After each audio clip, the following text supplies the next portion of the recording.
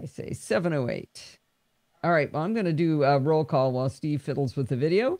We have Steve and Sandy and Kevin in the wing person roles. We've got Nick is here. Hey, Nick. Let's see. We've got Dave Ginsburg and we got Dorothy. Marco. Don't remember who Marco is, but they're orange, so I bet they're not here. John and John, maybe, and Rose and Rick, and somebody coming in on TitanBot, and Frank there at the end. Okay, Rose says all good for me. Okay, I have a good feed to YouTube. Let me put it in podfeed.com. Okay, John says it's kind of hard to tell if it was last week from an analog clock. There's usually a date and time down there, too. But... All right. Oh, I know it's wrong, Steve. What? The clock is in the wrong spot. Oh, you think that's it? Yeah, see? What's the clock doing over there? Yeah, because I put it up where the other clock is, and it looks like it's cut off. No, the clock's over here now, though. Oh, I see. You want it out in the middle there? Yeah. I should probably turn the volume down on those lights. All right, I'm going to do... We are streaming on podfeed.com. All right. They'll be the judge of that. Right? Yeah. Sandy says there it is. How exciting for everybody. All right, let's see if this recording works. Hi, this is Allison Sheridan of the NosillaCast podcast hosted at podfeed.com. I heard some crackling in that. Did you? I hope that doesn't happen again. See if you guys can hear this. Hi, this is Allison Sheridan of the NosillaCast podcast hosted at... Yeah, yep, I sure did. That is not good. What is causing that crackling? That is not good. And I can't hear it monitor because I'm not monitoring my voice. So I'm going to have to turn that monitor on, Steve, because if I hear that... So we'll hear double? No, I think I can make it where I hear double. Can you still hear the cracking if it's double? Okay, let me listen now. Do I sound double? Nope. Yeah, I think it's only going to annoy me. All right. So you guys could hear... Okay, it's just bones cracking. Could you guys hear the recording? Rick says no double here. Could you hear the playback when I did that? Do you hear music right now? Nope, there's no music playing. Now we do. But it's really crackly. Oh, what is that doing?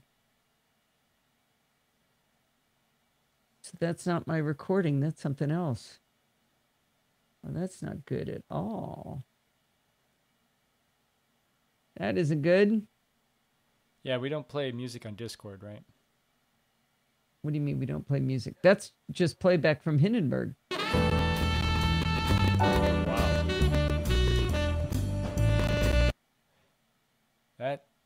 That's an issue. Yeah, how do I figure out if it's in the recording? I'm going to quit Hindenburg and recreate it. No, I don't want to save changes. All right. I may need to put Hindenburg back up for you. Yes, I do. Retry. Application window. You're also Hindenburg. really bright, but that's not just high a priority. second. That's because of this window being up. There. What is going on? That this shouldn't be true.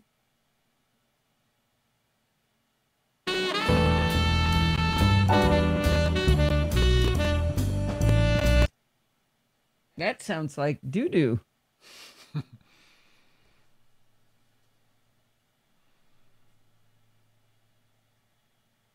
Why does that sound so horrible?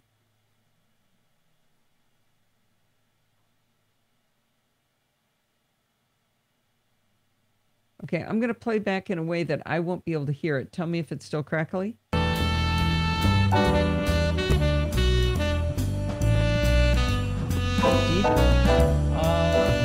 Not near as much. Maybe once or twice I hear a crack, but nothing like what you were playing before.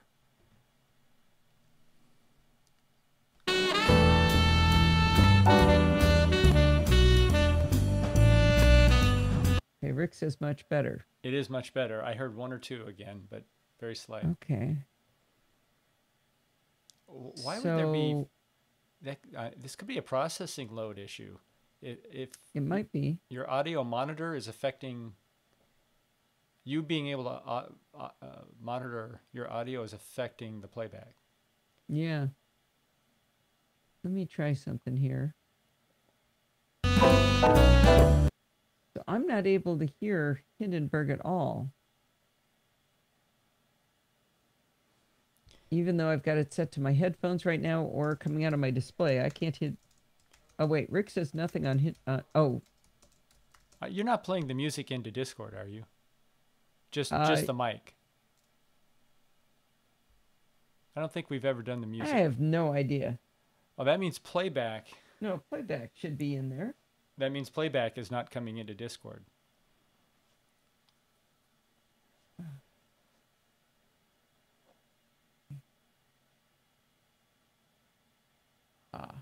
There we go. I thought you guys said you could hear it before. Okay, so you should be able to hear it now in Discord. So tell me if you guys hear music. Yep.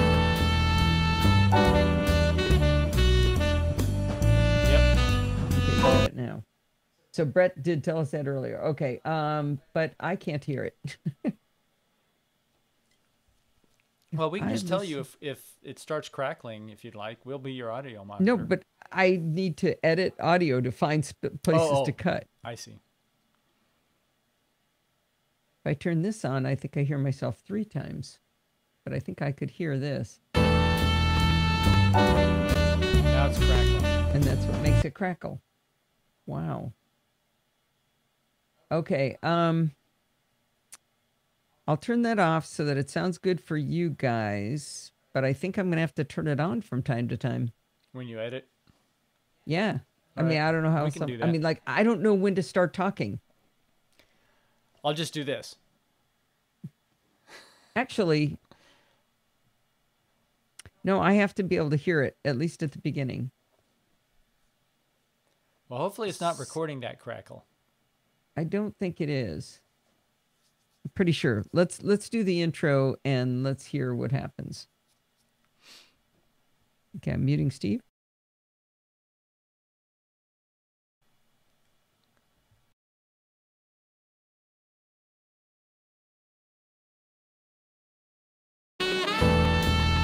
Hi, this is Allison Sheridan of the NosillaCast podcast, hosted. Okay.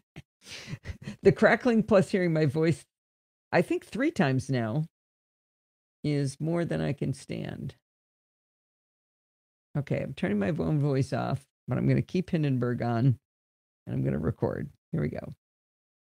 Hi, this is Allison Sheridan of the NosillaCast podcast, hosted at podfeet.com, a technology geek podcast with an ever-so-slight Apple bias. Today is Sunday, December 2nd, 2018, and this is show number 708. Well, I'm experimenting with some new audio sources and things here. I don't want to tell you what it is yet, but the live show is definitely getting an entertaining episode this week. We'll hopefully see how this sounds. Hopefully it comes out okay in the wash. This week's installment of programming. Nope, I'm going to stop. And I got to split that and take that out. Okay, I need a chapter mark anyway. Sounds titty. Oh, wait, sounds by? Sound is a bit choppy. Yeah, this is going to be awesome.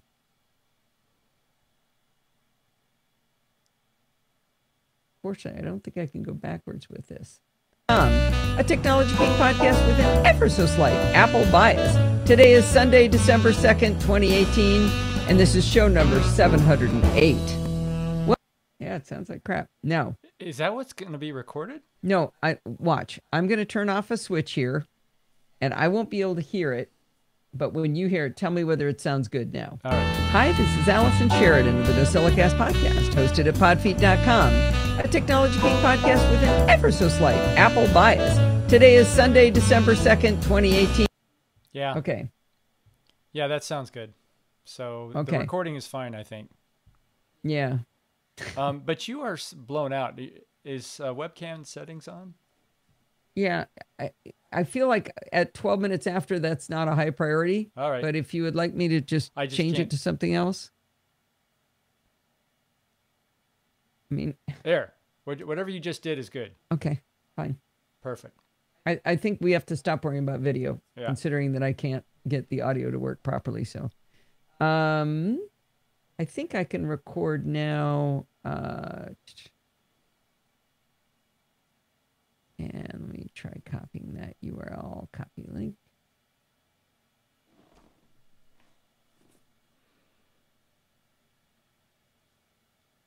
Okay. I have no idea. What am I doing? Okay, now I'm going to record without listening. I think I'll be okay for a little while. I'll just turn that on and off. Sounds good. All right, muting Steve.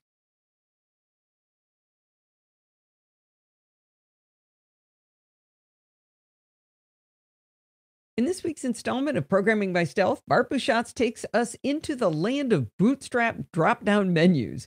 He explains the differences between drop-downs and selects in HTML and how there's two different kinds of drop-downs, menus and navigation.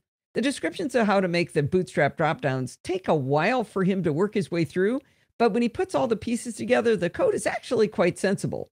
You can find this episode in your podcatcher of choice under Programming by Stealth or the full Chit Chat Across the Pond feed. And as always, you can listen right over at podfeet.com. Hi, Tesla. That sounded good. Well, that's good. Somebody gets to know. I saw a microbiologist today. He was much bigger than I imagined. Nice, Rose. Okay. Let's see. It's going to be this. Copy link. Got to do a chapter marker for Kevin.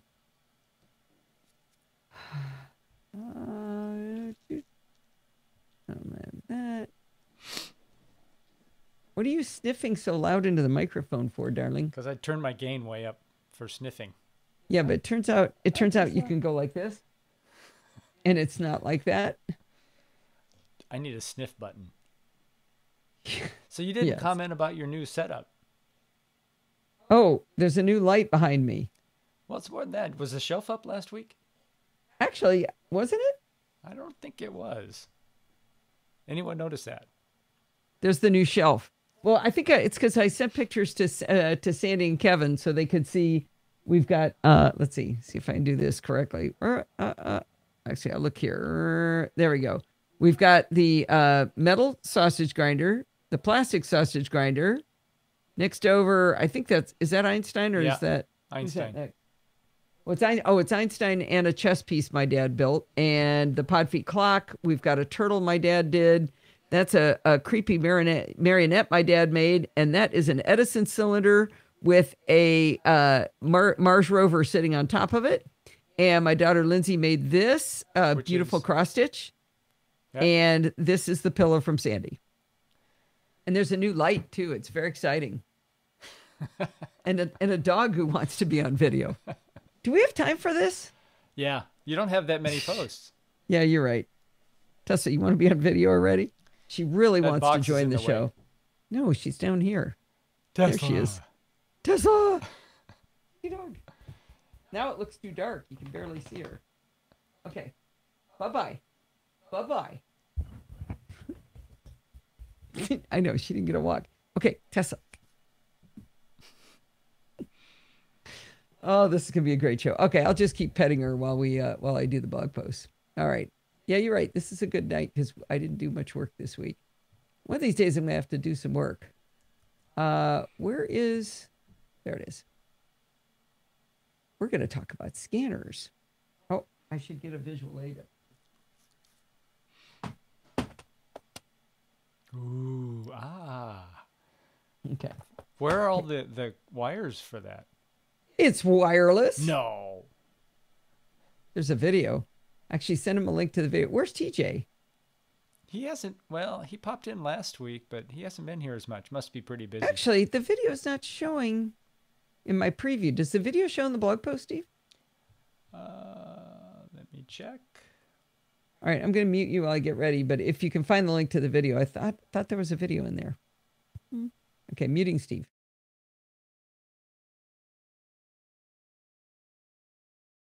Carol Merrill. Nice, Frank. If you ever hear anyone tell you that they love their scanner, you know they're lying to you. If they also tell you that they can wirelessly scan, then you know that they're completely delusional. Over the years, I've heard people moaning and groaning when their scanners are no longer supported. I've always scoffed at them because they hang on to their equipment so long. Move along, I'd say. Toss it out. Then it happened to me. Fujitsu dropped a whole bunch of scanners with Mojave, including my, and I won't call it beloved, ScanSnap S1300. It's a perfectly good scanner and it didn't work anymore. I did not love the ScanSnap. I did not even like the ScanSnap. I saw it as a necessary evil. In particular, I disliked the ScanSnap software. It came with about 27 little apps that were all interdependent, and they all had to do updates that would download lots of DMGs that would then auto-mount, and all these little installers would run. Drove me crazy. I didn't even know what half of them were for, and I suspect they were actually breeding at one point. Well, the actual scanner software was annoying too. In theory, you could set up profiles to do exactly what you wanted, but I never really got the hang of it. It also seemed to get confused and would stop partway through scanning a big document. Plus, scanning is just darn annoying. I'm sure most of you are thinking, what the heck are you doing scanning? Haven't you gone paperless yet, Allison? Nope, we haven't. For some reason, our old school brains still need paper to show up, or we forget to pay the bills. I'm sure that at some point we'll be forced to learn, but until they pry the paper out of our cold, dead hands, we're still writing on them by hand when we paid them, and then scanning them in and taking them over to our Drobo, to our network-attached storage. The good news is I built a bunch of really fun Hazel scripts to check the OCR file, that's the optical character recognition files, and rename them and then move them automatically to the Drobo. That's pretty much the only fun part of scanning. Like I said, I truly dislike that scanner software solution from Fujitsu, so when they left me high and dry, the scanner was 10 years old, I decided not to give them more of my money. I went to the Wirecutter and I searched for scanners. Now, I swear that's how I found the scanner that I bought, but oddly, I can't find the article where they talked about it now. I can't find any scanners there. Anyway, I swear it was them that they recommended the Epson ES300W. Now, it's important to the story to know that about 23 years ago, I vowed I would never buy from Epson again. I had an Epson printer that was quite new, but when the printhead clogged, I discovered that changing out the printer cartridge did not change the printhead. It did on all the HP scanners, but on the Epson scanners, that printhead was dead. So my brand new, not brand new, but I mean really, really, really young printer was completely useless. I called them, I wrote to them, I threatened, in my head, to drive over to see them because they're headquartered right down the street. But I never did. They never responded in any way, shape, or form. But in 2018, it's a time of forgiveness and coming together. I decided to give them another chance. Plus, now I'm mad at Fujitsu, so I needed an alternative. The Epson ES300W is not cheap at $270, but it has some really big advantages. It's very small at 2.5 by 3.5 by 11 inches. It has a rechargeable battery and has its own built-in wireless access point. Scanning is annoying enough as it is without making, or well, you've got to make room for the stack of papers, room for the papers that fly out of the scanner, and room for the power cable and the USB cable. If you can get those last two out of your way, you've made your life a lot easier. The Epson ES300W has a nice hardware design, in my opinion. The cover is held in place by a firm but easy-to-slide latch. When you flip it open, it has these two flanges that flip up that give support to the pages that you're about to scan. Holding your pages parallel is important in a scanner, and unlike the kind of janky sliders on the Fujitsu I had, the ones on the Epson are easy to slide and align your pages. There are a lot of weirdly designated buttons on this device. Eventually, I was able to figure them out, but it wasn't easy. When the device is open, you see 4 buttons on top. The first one's power, and that's fairly obvious with the normal kind of power symbol, but the other 3 were kind of mysterious to me. The second one isn't actually a button, and I only figured that out because at one point I had an error and that little button lit up. I had to check the manual to find out it's the error light. Well, that was embarrassing. It's an error light. Came on when the error happened. Anyway, that button also doubles as a light to tell you that the automatic feeder is engaged. So you can set it up where every time you stick something into the scanner, it just starts sucking it in immediately. The fourth button is a blue squarish U shape with an arrow inside of it. That was completely mysterious to me, but it turns out that's the scan button. I cracked the code on it all by myself by accidentally hitting it at one point, and it started scanning. Now, the third button I definitely had to look up. It's an orange circle with a triangle inside it. Evidently, that's the symbol for stop. In between the stop and scan buttons is a blue light that tells you the scanner is ready for you. Over on the left side of the top, there's a toggle, and for the life of me, I could not figure out what it was for. It had what looked like two pieces of paper as an icon on the right-hand side, but the left side icon looked like a typewriter, but like turned 90 degrees. I flipped it back and forth a bunch, and it gave a satisfying little chunk sound when I slid it, so I suspected it was moving something inside to change the scanning options. I noticed the little typewriter symbol on the front near the rollers, too, so this same weird symbol was in both places. Back to the manual. You've probably guessed it by now, but that little typewriter symbol on its side is supposed to be a business card. Once you know it's a business card, it kind of looks like a business card, not a typewriter. Anyway, I slid the slider over there, I shoved a business card in it, and it sucked it partway in automatically. I hit the scan button, and it pulled it in, popped it back out, and I had my scan. It was a beautiful thing. I tried it a second time, and it sucked it all the way in and wouldn't give it back. I had to crack open the scanner to get it out. I tried again. This time it gave me a paper jam. Tried it a fourth time. Another paper jam. Okay, I'm done. No business card scanning for me, I guess. Maybe I could spend some time figuring it out, but I don't really need to scan business cards, so I'm not really motivated to keep working on this. Let's flip over to the software side for a little bit. I downloaded the drivers and utilities combo package installer, and like Fujitsu, it wasn't just one app. Not entirely sure how many apps it installed at first, because I've been compelled to install more since then. I'll explain why in a minute. The main software you start with is called ScanSmart. This is where you can set up a scanner to work wirelessly. I charged the scanner up first, and then I got to work. On the right-hand side of the scanner, there's a three-way switch. To the right is USB. To the left is Wi-Fi, which is used when you want to connect it to your home network. In the middle of those two, though, the toggle can go to three positions, is a Wi-Fi symbol that says AP next to it. In this mode, you connect your computer to the wireless access point that the scanner creates. Setting up the Epson ES300W to the network is similar to other IoT devices, but it takes kind of a weird turn in the middle. You launch the software and do the same little dance where you tell it your network name and password, then you have to enter the name and password of the wireless access point of the scanner. During that setup, you have to have the scanner in the access point mode. So that's kind of weird. With this point in the process, I did a bunch of scanning via the access point method, and it worked a champ.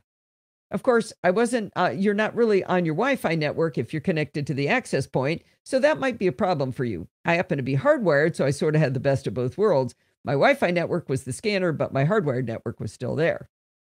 Now, in theory, according to the manual, once you've got it working as an access point and you've told it your real network password on the 2.4 gigahertz band, you should be able to flip that switch to the regular Wi-Fi setting, and then the scanner will magically be on your network. But that didn't work for me. I suspect that if I reset everything and started over and, I don't know, maybe followed the manual, I probably could crack the code on this and get it to work. But to be perfectly honest, I don't love you enough to go through all that. Plus, it actually works as a wireless access point, and I don't have some weird device on my network. So maybe that's not the worst thing in the world to use it as an access point. Now, I did enjoy the error message when I tried to get it on my network. It said, unable to connect to network scanner. Check the scanner network and connection settings. Okay, that's a pretty good message. But instead of an OK button, they had a yes/no option. I didn't think that was really helpful. I tried yes, and I tried no. It didn't do anything either way. All right, enough about the annoying aspects of setting up IoT devices. Let's talk about scanning. I launched the Epson ScanSmart app, toggled a few settings, and stuck 4 pieces of double-sided paper in it, and I hit the scan button. All I can say is, dang, is this thing fast. It blew me away how fast it sucked the paper in and spit it back out. It was just like, reet, reet, reet, reet, reet. I mean, it was incredible. It was so fast. Way, way faster than my old Fujitsu scanner. Now, I showed it to Pat Dengler, and she did a comparison video with her much newer and still supported Fujitsu, and it was wicked fast too. But I'm still going with wow on the speed of the Epson ES300W. I included a little video in the show notes, and remember, when you look at this video, remember, it's not connected to power or USB. I mean, it's not wired at all. It's wireless. It's really fun, fast and wireless. Love it. Remember I told you at the beginning, somebody's delusional if they love their scanner and they say they can do it wirelessly? Oh, well. In order to really enjoy scanning, though, you need your document scanned with optical character recognition, or OCR. I didn't see an option to do OCR in the ScanSmart software. So I went back to the manual and I learned that I needed to download yet another piece of software.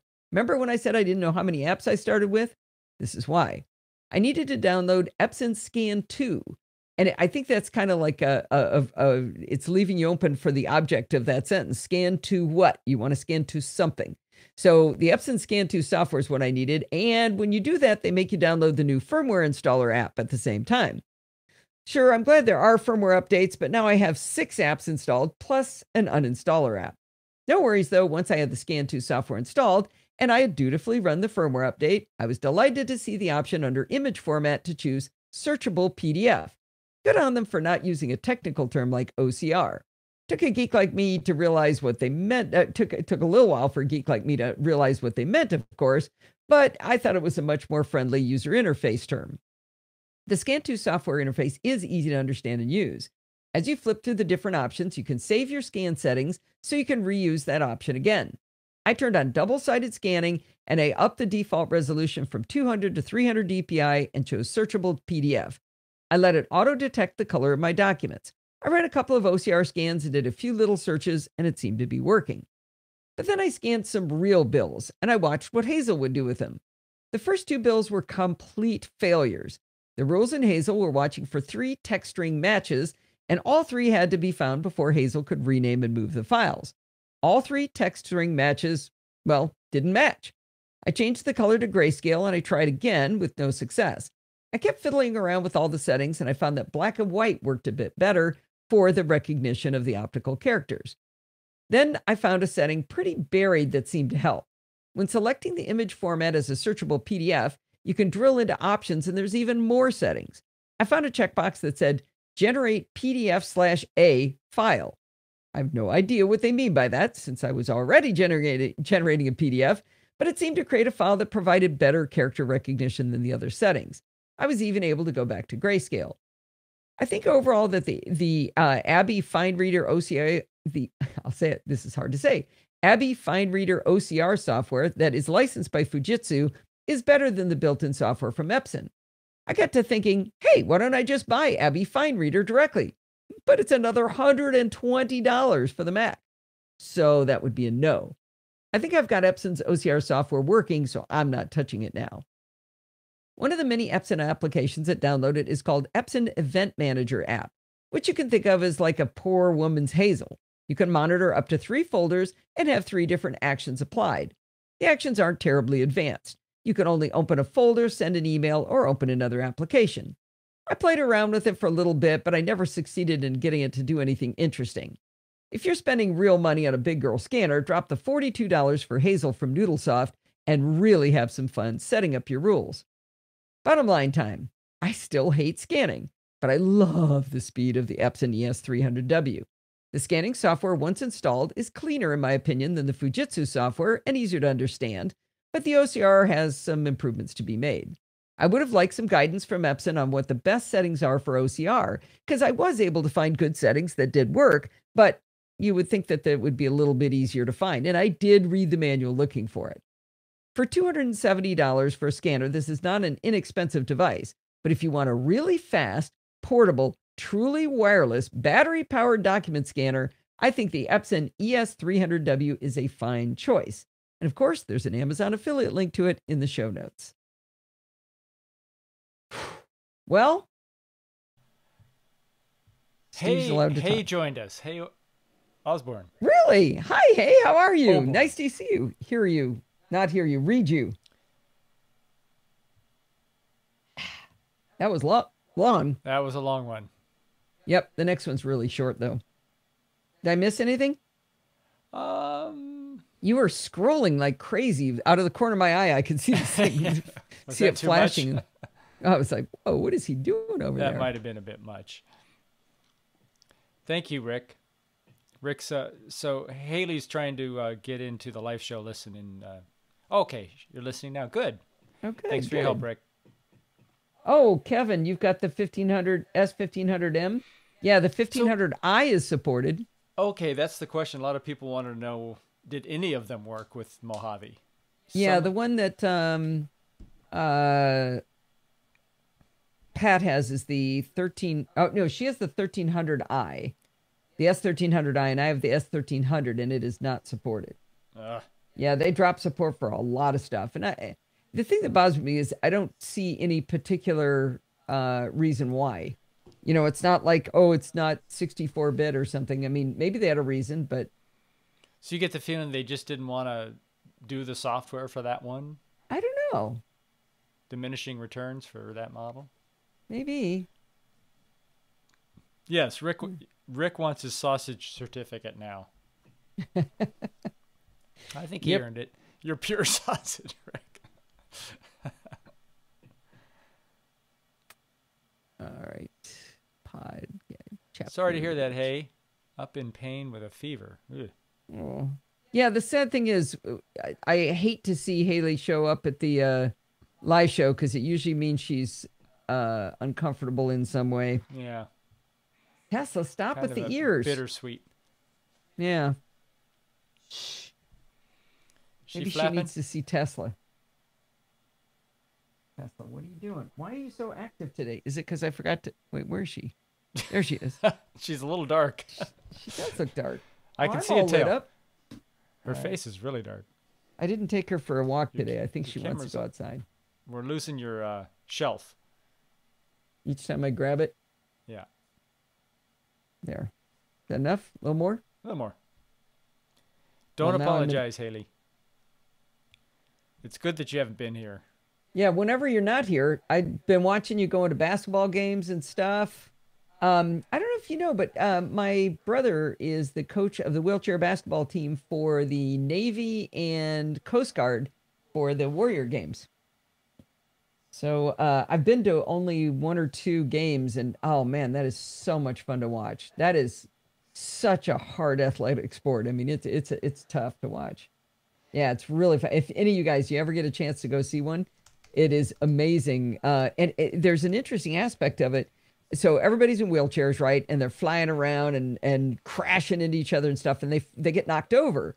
And always somebody from the other team will go over and pick you up because you can't get up by yourself. It's like if you're a bunch of turtles playing and you flipped upside down, you can't get up by yourself. You got to be flipped up. So they just go over and give a hand and pull each other up. And the sportsmanship of that is fun to watch.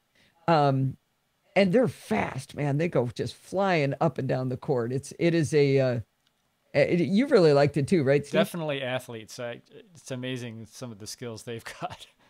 It's the other thing incredible. That's interesting. Yeah, John just mentioned the view scan drivers. I thought of that after I bought the new scanner. That would be very interesting to know. The other thing that's a workaround? View Scan sells drivers that keep old scanners alive. That's kind of their business.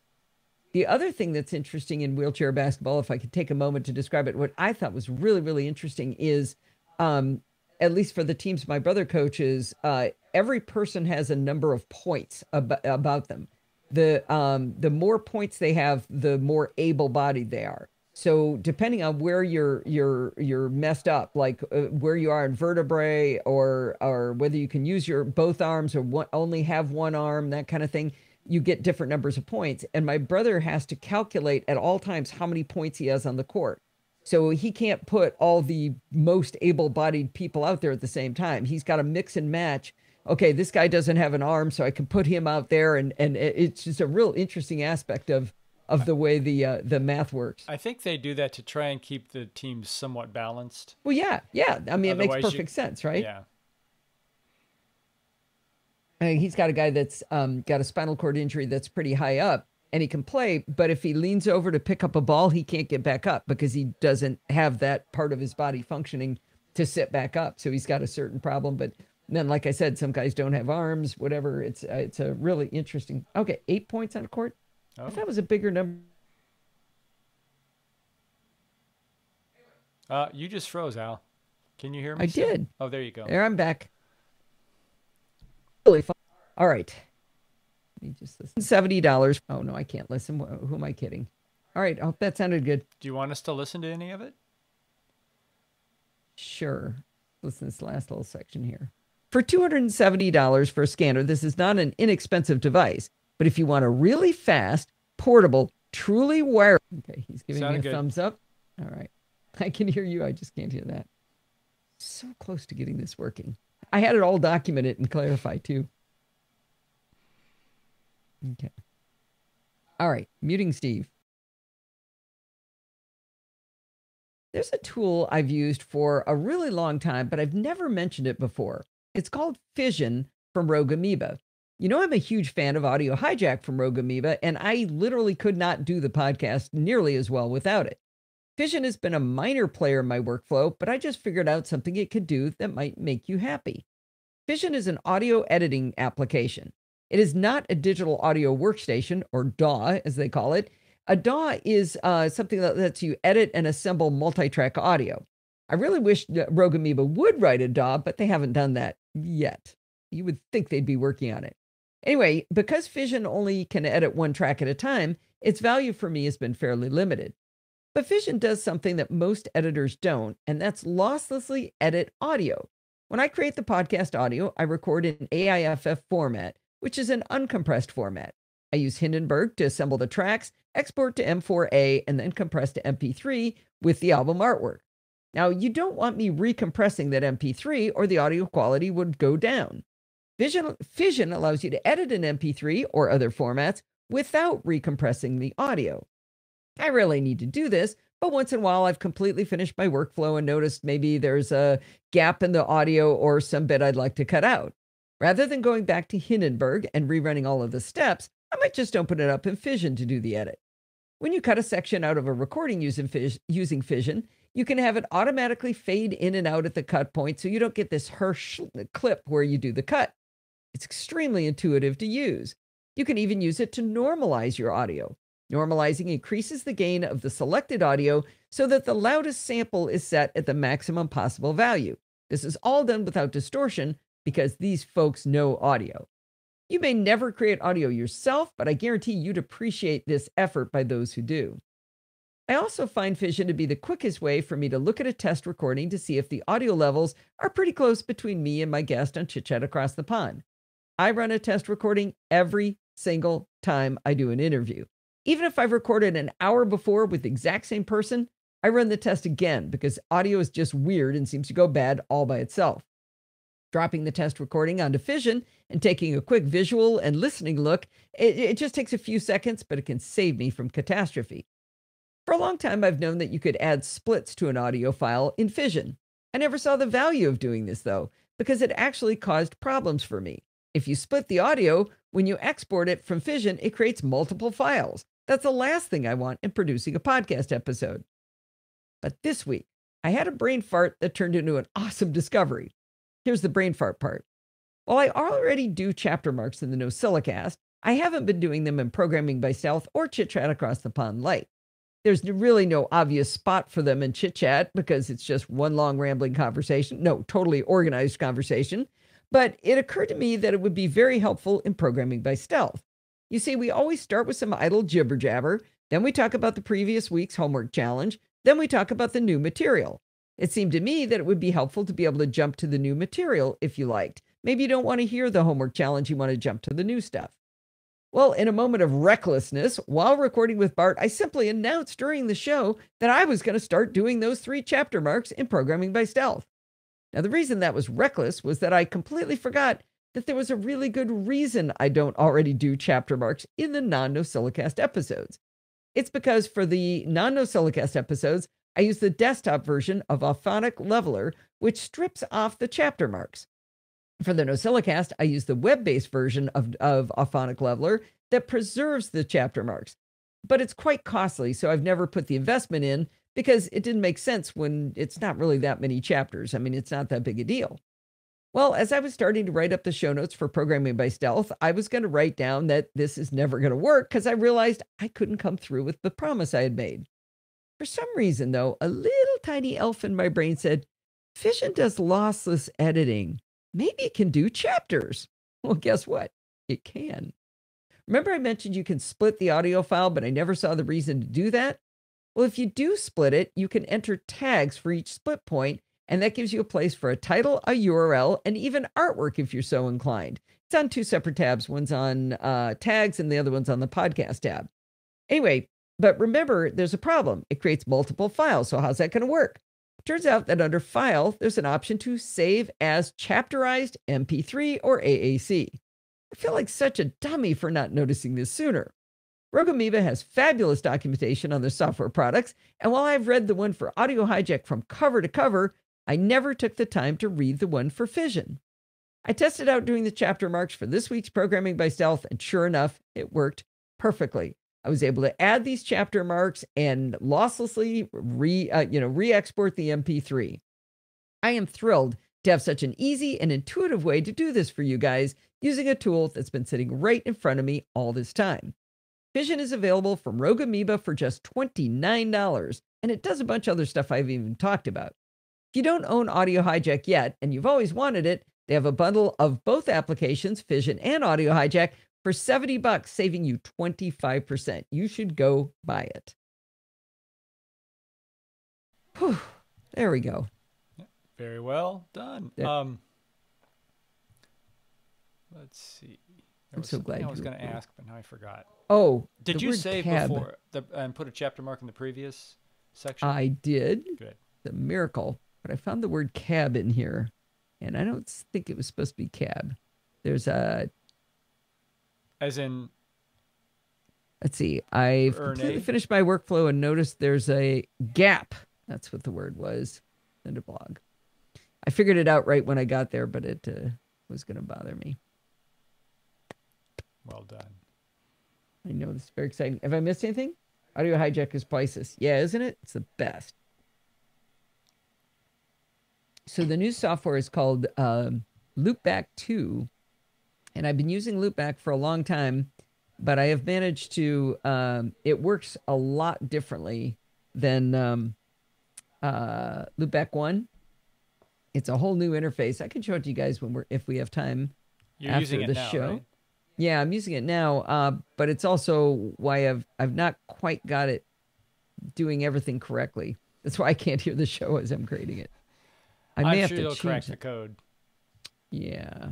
I need to throw in some security bits music. I am going to need to listen to it, which is going to wreck everything for you guys. Yeah, more toys. Oh, I just noticed Discord has a menu bar control panel for deafen and mute.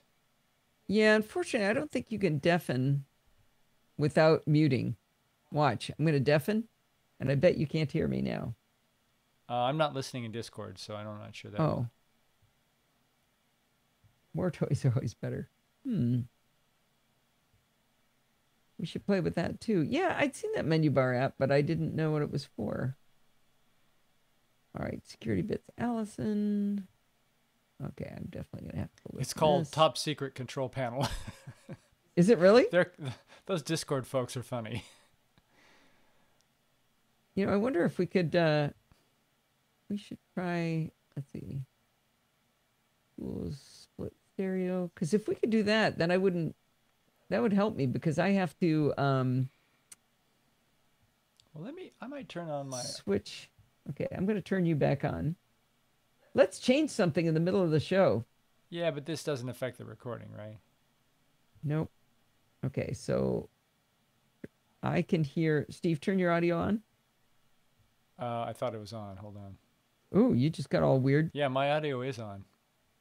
Okay, it is now. So if I deafen... Let's see. Okay, now you talk again. This is Steve talking again. Yeah, no, I still hear you twice. Let me try deafen. Okay, you talk again. Hello, hello, hello. Again? Hello, this is Allison. Yeah, I still hear you twice. So much for that super secret menu. Yeah, it's just not.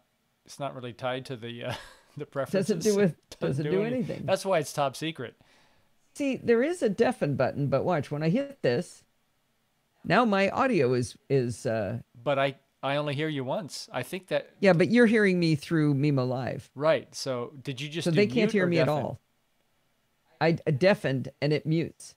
Oh, so this function is not working now. Yeah. Where did Allison's voice go?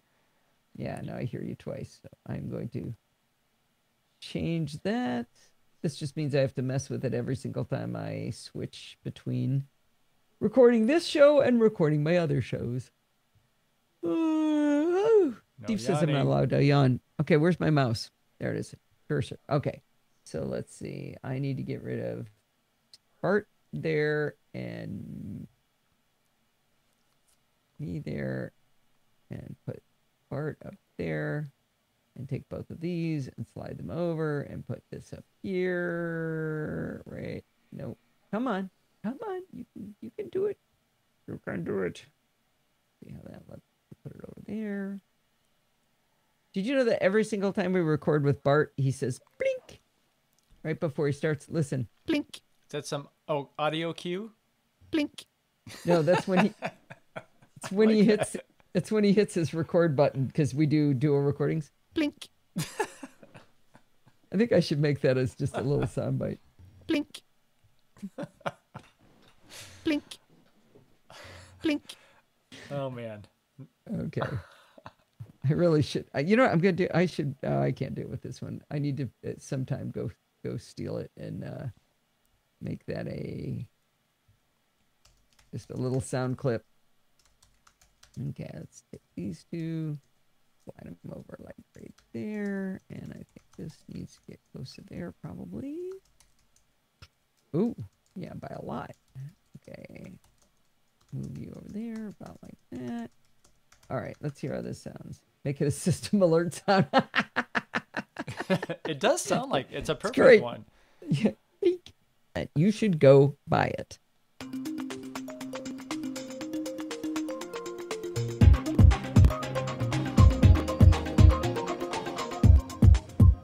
Well, it's that time of the week again. It's time for Security Bits with Bart Bouchatz. How you doing today, Bart? I am doing just fine, despite the fact that the Irish winter is doing the one thing it's not supposed to do, right? So we're supposed to alternate between... Okay. So yeah. I know that was crackly. Yeah, a little bit. But the recording should be okay, right? I think so. I mean, that recording is completely independent, right? Right. And that's going directly in. You're not playing. You're not playing and then re-recording. You're just inserting the file, right? Right. No problem at all. My pleasure. And until then, wait, not happy computing. It's the other one. Stay patched and stay secure. Okay, I need to be monitoring Steve. Don't laugh. Don't laugh at the funny parts. I'm muting you. Till then, wait, not happy computing. It's the other one. Stay patched and stay secure. Okay, I think that's funny. Okay. Excuse me. You're allowed to talk again. Phew, all right. Man, I could almost not stand it for those 5 seconds. Do you guys know when I met Steve, I had a really hard time getting him to talk. What's your point? I don't get it. Yeah, I know. Are you implying something? Yes. All right. I'm going to mute this. Sandy says, I've opened up under your care. Yeah, I just would like to know how to get that genie back in the bottle. Well, this is called just trying to get a word in edgewise. Oh, sweetie. You have made edgewise an Olympic sport. Broadwise? Okay. All right, I'm muting you for the closeout here. Well, that's going to wind us up for this week. Do not forget to send in your dumb questions, comments, and suggestions by emailing me at allison@podfeet.com. You can follow me on Twitter @podfeet. Remember, everything good starts with podfeet.com. Podfeet.com/Patreon. That's how you go become a patron of the Podfeet podcast. You want to join our Slack group? Podfeet.com/Slack. If you like Facebook, Podfeet.com/Facebook. Want to join the live chat over on Discord? Podfeet.com/chat. If you want to find those Amazon affiliate links, go to podfeet.com/Amazon. And if you want to join in the fun of the live show, like Hay did after being gone for quite a while, head on over to podfeet.com/live on Sunday nights at 5 p.m. Pacific time and join the friendly and enthusiastic NosillaCastaways. Thanks for listening and stay subscribed. Shout out to Hay. Hey, hey. I bet she's never heard that before. Yeah, probably not. Maybe it's not a British thing. All righty, let's see. Let's bring this down. Save the sausage sparrows are circling. Does he have one of these for every occasion? I think he's editing. Many times. Okay, it wasn't original. Sorry. Sorry, Steve. I'm just thinking it would have come up before. Yeah. Okay. Okay. Now, has Tessa been outside like since noon? NosillaCast. I don't know. Maybe yesterday? Yeah, she's such a sweet dog. She doesn't ever complain. She seems to really fantastic NosillaCastaways. Thanks for listening. And stay subscribed. That's not right. Way too early. I know, T-Dog. I know. I know. Thanks for listening. And stay subscribed.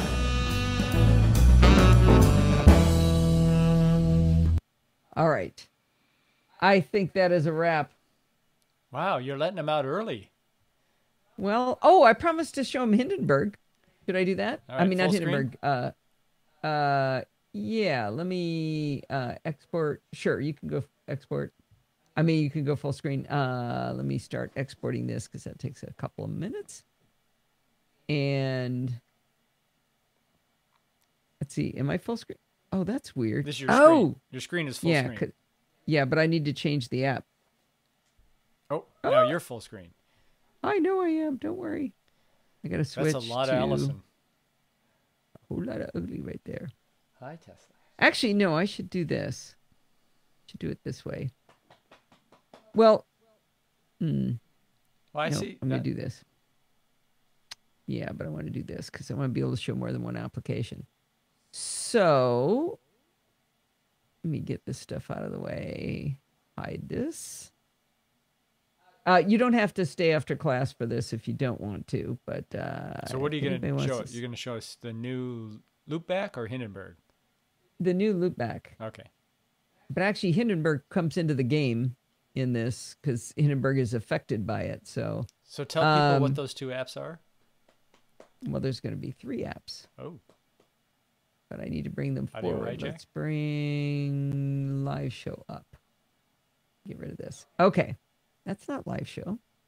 That's live show. There we go. Okay. So the purpose of Loopback is to allow you to create virtual audio sources out of physical sources and applications. So in this case, let's look at the way you hear the audio on what used to be called a Hangout on Air. It's now called a YouTube Live. But I've got this virtual device that I've created called HOA input. Actually, that's the wrong one. This one. In that, I have Hindenburg, which is my audio application, and something called pass-through. And this is kind of where things get a little weird, understanding what pass-through is. But the two of those are combined, and they get turned into this source called HOA input. So when I'm working in... Steve, you're typing really loud. Oh, I can mute. When I'm on the... yeah, I could mute you. When I'm on the Google Hangout, actually, what's it called now? On YouTube Live, I set the input to be Hangout and Arrow input. So that takes pass-through and Hindenburg by recording it. That's how come you guys can hear Hindenburg play. Does that make sense? So that's the first part. But then where does pass-through come from? Well, pass-through is also a device, and it's its own software source. So it's kind of confusing. And I'm still trying to get a definition of why are there two things called pass-through. One is a device and one is you use it as a source. It's a little confusing, but hold with me. So separately, this is audio hijack. This takes my mic called Shure MVI. Okay, I got it. I know you're done. You're adorable. Quit bouncing. Go back here. So this is my microphone. I put an equalizer on it. I got a dynamics processor. I watch my peak levels. I can change my volume. This is where Steve could change his volume if he did this. And I output that to Hangout Air input, that HOA input. So that goes into here. Why do I need that? This is where I'm starting to get tangled. So that goes to Hangout and Air input, and it also goes to pass through. So pass through then, these need to be separate because pass through is my input over into Hindenburg. So we want my audio to go through this path here and then go to pass through so it gets sweetened as it goes into the real recording, but you also want it sweetened as it goes into the HOA input. I could just set the input to be my microphone and, let it sound like garbage or, not as good as it goes into the YouTube live, but I like it to sound a little better. So that's why there's two of these. Now, Steve, are you hearing me twice right now? No, he says he's not. So, but I can't hear him right now for some reason. I'm not hearing you twice. But I think we figured out, is it, if I turn that on, do you hear me twice? Still once. Okay. Well, I'm not exactly sure, but I hear me twice when I turn this one on. So I have to keep turning this one off. But if I do that, I can't hear Hindenburg. So I have another one here just called Hindenburg. And this has a monitor here. It says Cal Digit Thunder Blue. That's my new dock. And I've got my headphones plugged into that dock. So that's my headphones. But if I turn, that one's on. Wait, but I can't hear myself, right? Suggestions by email. No, I can't hear myself. But if I turn that on, that's when you guys hear the crackling. So anyway, this is a whole thing. It's all these audio things moving around, and we'll figure it out eventually. But this is brand new. This just got released yesterday or the day before, and I played with the beta for like 2 days, and then the real one came out. So anyway, it was fun. I don't think I can go back to the old version either. I think it took over. So I have to figure it out. But now it is 5:58, so we are allowed to let class go, Steve. Yep, I think we are. It's probably time. People were commenting about how Katie is leaving MPU. Oh, I didn't know that. Yeah, and my guess is it's because of her new job. Wow. So nobody was listening to that elaborate explanation? No, I'm sure they were. Fine. Some people were chatting. That's fine. Wow. So is that the end of the show then? From what I'm hearing, someone else is taking her place. Who said that? New co-host, so John. John. Oh, man. Stephen Hackett? Oh, is he taking? Oh, wow. Okay, Stephen Hackett. I like Stephen. Yeah. Huh. He's the other half of Liftoff podcast with Jason. Okay. Yeah, he's one of the Relay.fm guys, right? ISMH. What's ISMH? That's his Twitter handle. 4 letters. Oh. Do you want to see how this opens up? It's really cool. So it's got a slider here on the front, and then this thing pops up. Hope I don't drop it. Ooh, and then these go wee, wee, wee, wee. Very exciting. And then this is that weird little business card slot. I don't know if you can see those two icons there. If I get close enough. Wait, that slider there. Nope, wrong way. That way. And there. I don't know. I couldn't tell what that was. And then that's the little, on the front there, that's where you stick the business cards in. Oop, up there. And what else is fun? Oh, these things are fun to slide back and forth. These things pop up. Beep. And then they slide. When you slide them back and forth, both sides move. See what's moving together? Yeah. It's very exciting. So you don't have to do them independently. And then those are those 4 weird buttons I was talking about that I couldn't figure out what the heck they meant. And then on the side, that's where you get your access point, wireless access point versus Bluetooth versus or not Bluetooth. I said Bluetooth, didn't I? Did I say Bluetooth? It was supposed to be USB. In the blog post? I might have said Bluetooth. Oh boy, here comes the sausage. I just feel it. No, I'm not fixing it. Okay. I mean, I'll fix it in the written text, but let me see. If the word Bluetooth is in here, then...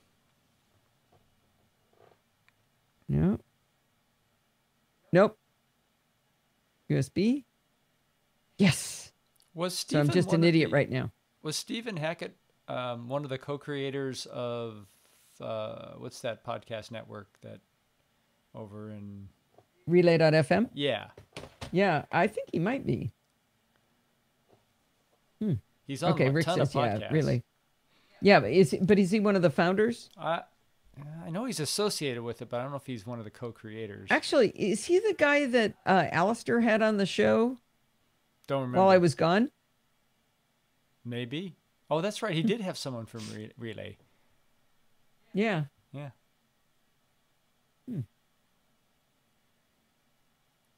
Oh, Brett is here. Yes, or did you say Firewire, John says? Firewire. All right. Well, it is now 6:01, so Steve made you late. All right. I think it's time to say goodbye, Gracie. Say goodbye. Good night, Gracie. Bye, Rose.